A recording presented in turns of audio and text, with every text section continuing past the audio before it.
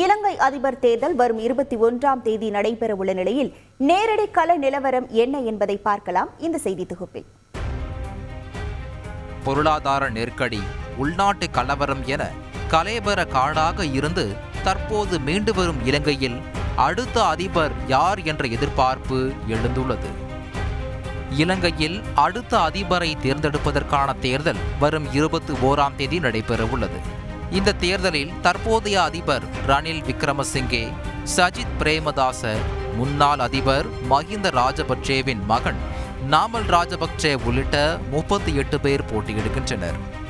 குறிப்பாக சுயேட்சை வேட்பாளர்கள் அல்லது பல கட்சிகளை பிரதிநிதித்துவப்படுத்தும் பொது வேட்பாளர்கள் பலர் களமிறங்கியுள்ளனர்.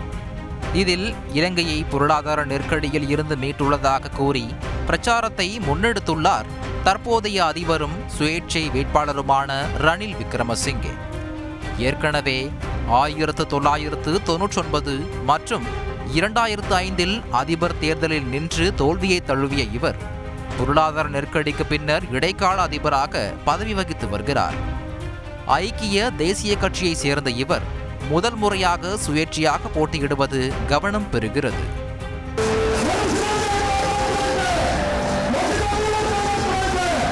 மேலும் பதவிக்கு வடக்கு மற்றும் கிழக்கு மாகாண தமிழ் கட்சிகள் மற்றும் அமைப்புகள் இணைந்து முன்னாள் நாடாளுமன்ற உறுப்பினர் அரிய நேத்திரனை தமிழ் மக்களுக்கான பொது வேட்பாளராக அறிவித்துள்ளனர்.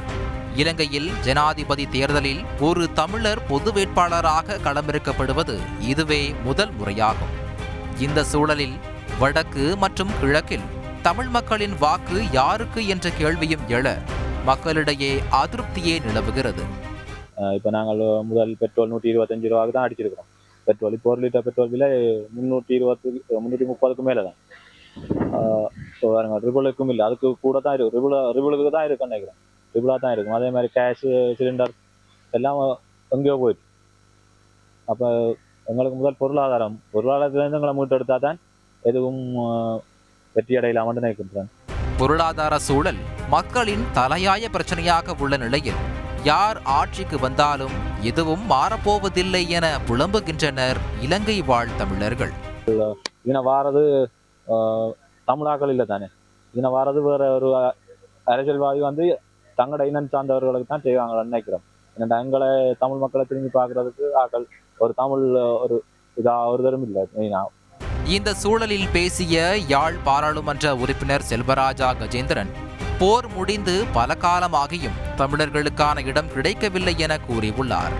இலங்கை தீவு என்றது வெறும் சிங்கள பௌத்தர்களுக்கு மட்டும் சொந்தம், தமிழ் தேசம் என்றதுக்கு இடமே இல்லை என்ற ஒரு நிலைமையை தமிழ் மக்களும் ஏற்றுக்கொள்ளக்கூடிய ஒரு சூழலை போருக்கு பிறகு, அந்த இன அழிப்புக்கு பிறகு நிறைவேற்றலாம் என்ற ஒரு நம்பிக்கையிலே செயல்பட போயினம் என்ற ஒரு கருத்தை நாங்கள் ஆரம்பத்திலிருந்து சொல்லிக் கொண்டு வருகிறோம். அதாவது தமிழ் தேசத்தை அழிக்கின்ற இல்லாட்டி நிராகரிக்கின்ற தேசியவாதத்தை நிராகரித்து அதை வலியுறுத்துகின்ற, தமிழ் தேசியவாதத்தை வலியுறுத்துகின்ற ஒரு நிலைப்பாட்டை உறுதியாக கடைபிடிக்கிறதின் ஊடாக மட்டும்தான் அந்த அழுத்தம் உருவாகும். இலங்கை வாழ் தமிழர்களை பொறுத்தவரை நாட்டில் தற்போது அதிகரித்துள்ள விலைவாசியை கட்டுப்படுத்தி வாழ்வாதாரத்திற்கு தேவையான வேலைவாய்ப்பு மற்றும் தொழில் வசதிகளை உருவாக்கி தர முன்வரும் வேட்பாளருக்கே வாக்களிக்க திட்டமிட்டுள்ளதாக கூறுகின்றனர். தந்தி டிவி செய்திகளுக்காக செய்தியாளர் கார்த்திக்.